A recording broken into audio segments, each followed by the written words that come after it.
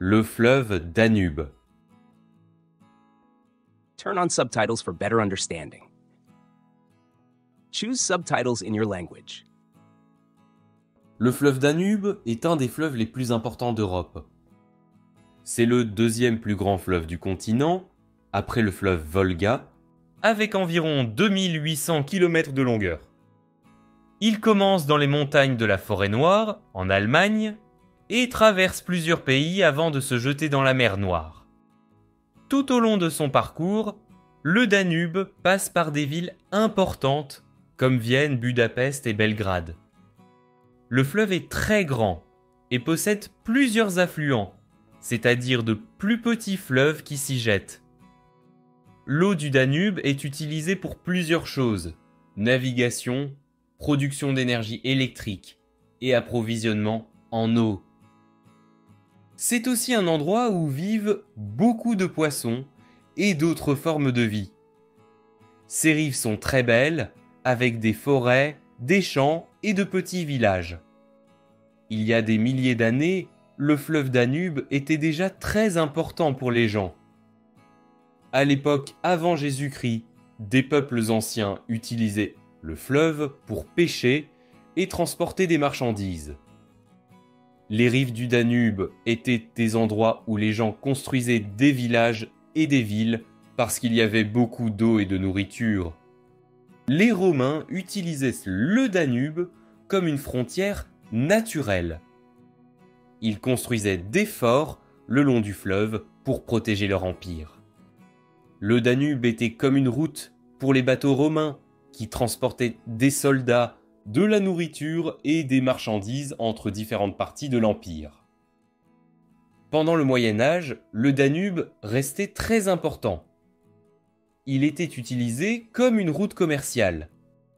Des bateaux transportaient du sel, du blé, du bois et d'autres produits le long du fleuve. Les villes sur les rives du Danube grandissaient et devenaient des lieux d'échange et de culture. Le fleuve jouait aussi un rôle important dans les guerres. Des armées utilisaient le Danube pour déplacer des soldats et du matériel. Des châteaux et des forteresses ont été construits près du fleuve pour protéger les villes et contrôler les routes commerciales. Aujourd'hui, le Danube reste très important. Il passe par 10 pays différents et relie des personnes de cultures et de langues différentes. Le fleuve est utilisé pour transporter des marchandises comme le pétrole, le charbon et la nourriture.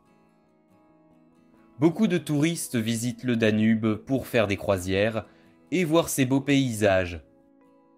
Les villes le long du Danube, comme Vienne et Budapest, sont célèbres pour leur patrimoine historique et culturel. Les gens aiment visiter ces endroits pour apprendre l'histoire du fleuve et des régions autour de lui. Depuis l'Antiquité, le Danube est une route commerciale très importante. Il relie le nord, l'est et le sud de l'Europe. Les bateaux qui naviguent sur le Danube transportent de nombreux types de produits, comme de la nourriture, des métaux et des combustibles. Aujourd'hui, il existe des ports modernes le long du fleuve, où les produits sont chargés et déchargés. La navigation sur le Danube est très bien organisée. Il existe des barrages et des canaux qui aident les bateaux à traverser des parties du fleuve où l'eau est plus basse. De plus, plusieurs pays travaillent ensemble pour garder le fleuve propre et sûr pour la navigation. Le Danube est appelé le fleuve international, parce qu'il traverse plus de pays que n'importe quel autre fleuve au monde.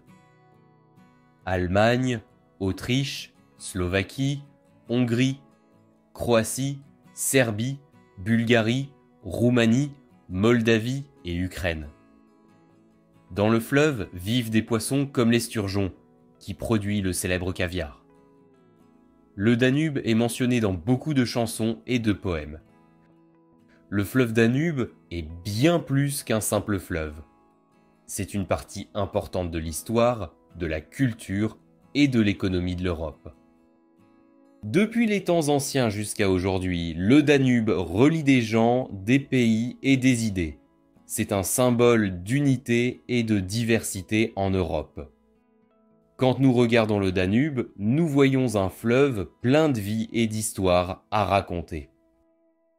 Et quel fleuve se trouve près de chez vous? Écrivez-le en commentaire.